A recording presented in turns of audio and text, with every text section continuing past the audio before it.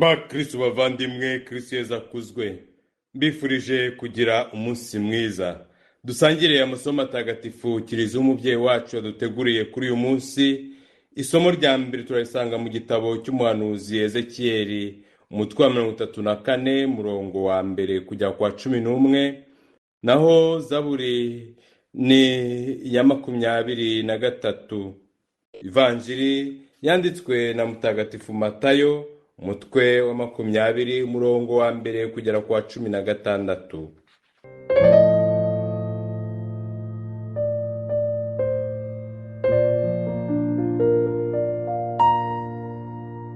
Isomo rya mbere. Isomo ryo mu gitabo cy'umuhanuzi Ezekiyeli. Uhoraho ambwirira ijambo ati, mwana w'umuntu, hanurira abashumba ba Isiraheli ibiberekeyeho. Bahanurire ubabwire uti, dore uko Nyagasani Uhoraho avuze. Bariyimbire abo bashumba ba Isiraheli biragira ubwabo. Mbese ye, ubundi abashumba ntibagomba gukenura ubushyo? None mwebwe murinywera amata, murambara imyambaro y'ubwoya bw'intama, mukibagira iz'imishishe kurusha izindi, ariko ntimwite ku matungo. Intama zinanutse ntimwazondoye, iyari irwaye ntimwayivura, cyangwa ngo mwomore yakomeretse. Ntimwagaruye iyari yatannye ngo mushakashake yazimiye, ahubwo mukazishorerana ubugome n'umwaga. Zatatanye kuko nta mushumba, zihinduka umuhigo w'inyamaswa z'ishyamba kuko zatatanyijwe. Dore amatungo yanjye arangara ku misozi yose n'ahantu hose hirengeye. Yakwiriye imishwaro mu gihugu cyose, nta n'umwe uyitaho, nta n'uwiruhije ayashakashaka. None rero mwabashumba mwe, nimutege amatwi ijambo ry'Uhoraho. Mbirahiye ubugingo bwanjye, uwo ni Nyagasani Uhoraho ubivuze, kubera ko amatungo yanjye yatejwe abashimusi, agahinduka umuhigo w'inyamaswa z'ishyamba kuko nta mushumba afite. Abashumba banjye ntibite ku matungo yanjye, bakiragira ubwabo aho kuragira amatungo yanjye. Nimwumve noneho mwabashumba mwe ijambo ry'Uhoraho. Nyagasani Uhoraho aravuze ngo, dore ngiye kwibasira abo bashumba, nzabanyaga amatungo yanjye, kandi kuva ubu mbabuze kundagirira, bityo nabo baherukiraho kongera kwiragira ubwabo. Nzavana intama zanjye mu kanwa kabo, ntibazongera kuzirya ukundi. Koko Nyagasani Uhoraho aravuze ati, dore njye ubwanjye ngiye gukenura amatungo yanjye kandi nyiteho. Iryo ni ijambo ry'Imana.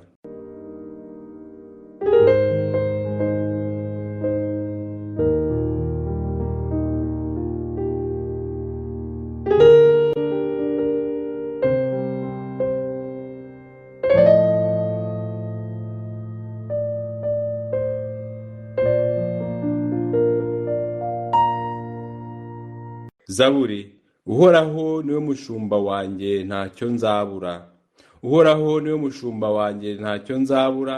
Andagira mu rwuri rutoshye, anshora ku mariba y'amazi afutse, maze akankomeza umutima. Anyobora inzira y'ubutungane, abigiriye kubahiriza izina rye. Naho nanyura mu manga yijimye, ntacyankura umutima, kuko uba kumwe nanjye. Inkoni yawe y'ubushumba intera ubugabo. Imbere yanjye uhategura ameza, abanzi banjye bareba. Ukansiga amavuta mu mutwe, inkongoro yanjye ukayisendereza. Koko ineza n'urukundo byawe biramperekeza mu gihe cyose nzaba nkiriho. Nanjye rero nzaza niturire mu ngoro y'Uhoraho, abe ariho nibera iminsi yose.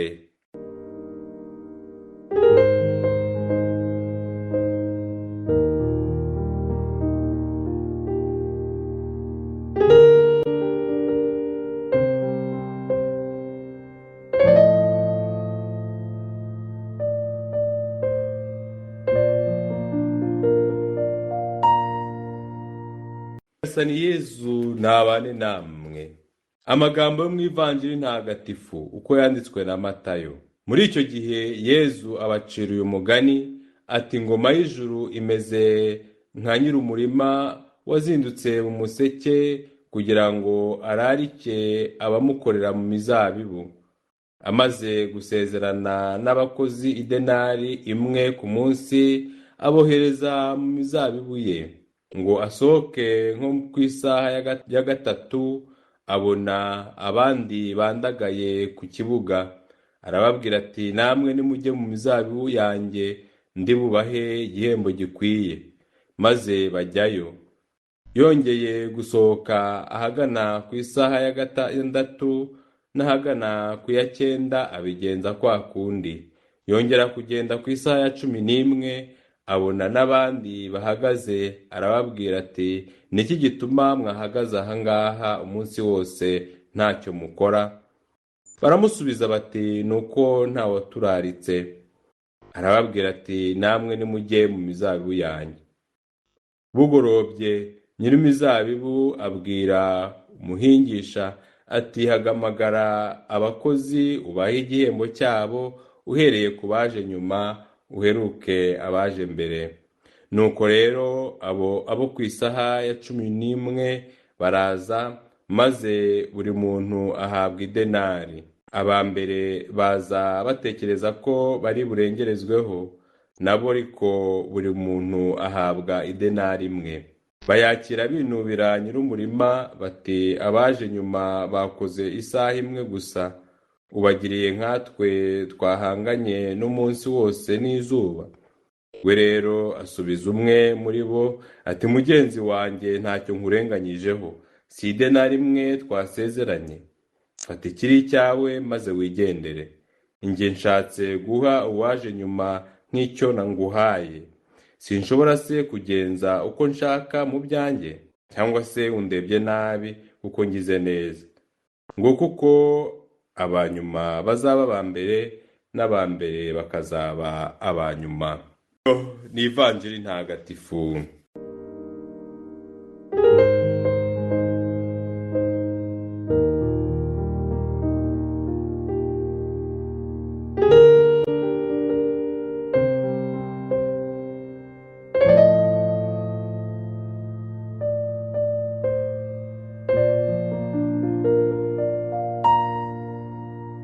Bakristo bavandimwe, gukoresha nabi ingabire, ububasha n'ubushobozi Imana iduha bituviramo kunengwa nayo, iyo yifuza ko twafashisha abandi ibyo yaduhaye, kuko itanga uko ishaka, igaha uwo ishatse, itarobanuye ku butoni.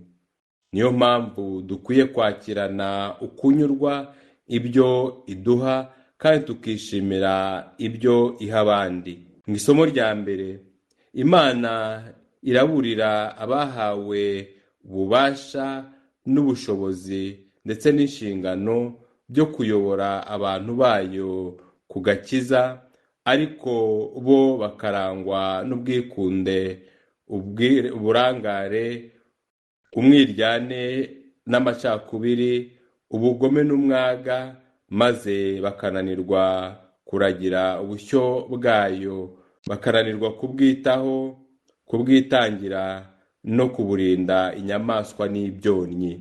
Umuyobozi mwiza ukorera Imana, ufite inshingano zo kuyobora abandi ku cyiza, ntarangwa n'amacakubiri, aharanira ubumwe, ntarangwa n'ubugome, arangwa n'ineza, ntarangwa n'umwaga, ahora iteka yifuza gusangira n'abandi. Imana irabibutsa ko ariyo mushumba mwiza uragirana ineza n'urukundo ubushyo bwayo. Kuba Imana ari umushumba mwiza bigaragarira muri Yezu, umushumba mwiza. Yezu waje kudukoranyiriza hamwe, kudukoranyiriza mu bumwe nk'abana b'Imana, agakoranya abantu bose batatanye, akondoza bose umubiri we n'amaraso ye, akaha abasonzeye ubutungane ikibatunga, agatanga kandi akabera ikiruhuko abarushye n'abaremerewe. akaragira bose mu rwuri rutoshye nk'uko zaburi ibitwibutsa. Iyi zaburi iratwibutsa amasakaramentu yose duhabwa muri kiliziya ngo adutungire ubuzima, bigatuma Yezu Kristo koko aba umushumba mwiza. Niwe udushora ku mariba y'amazi afutse, ibyo bikatugaragariza isakaramentu rya batisimu, maze akadukomeza umutima, akaduha kubaho tuharanira ubutungane, akatuyobora mu nzira y'ubutungane.